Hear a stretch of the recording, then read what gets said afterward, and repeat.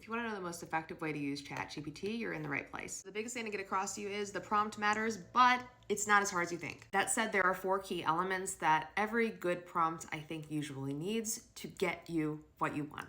So I'm going to turn to my Sage Plus framework that I developed to keep those things in mind. I teach these in all my workshop classes. I think the last part of the framework is the most important to keep in mind, so make sure you watch till the end. S stands for specific context. Basically, all the juicy stuff that you need to help ChatGPT know the details of the situation that you are in. Think about it this way. If you pretend like ChatGPT is a person, you wouldn't ask a person if you want tacos for dinner. You wouldn't say, hey, can you go make me some dinner, person?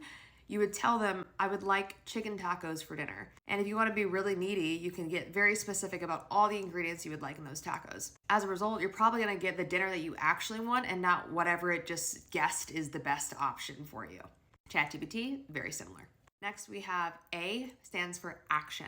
What specific action do you want ChatGPT to take when responding to you?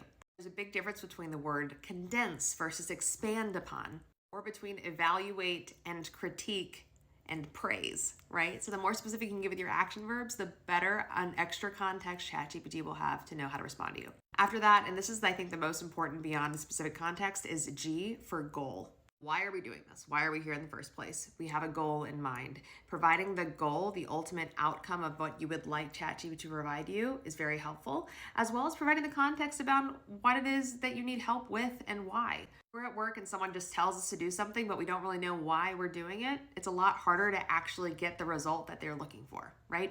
Finally, E is for example. This is optional, but it is very helpful. So ChatGPT has a lot of capabilities in it that allows you to basically attach or append an example of what you might be looking for, or an example to better inform that specific context. If you attach your resume, that's extra specific context. It's also an example of the format that you're looking for. Or if you copy and paste in an example LinkedIn post that you've done in the past, it can emulate that same formatting if you ask it to.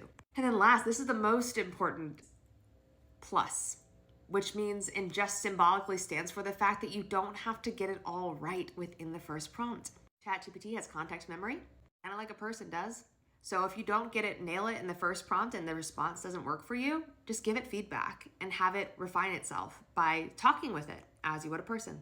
That is the most effective way I've found to use ChatGPT. It includes specific context, a specific action, a goal, an example, optionally, and always remember you can keep following up with it and provide it more additional context as you go.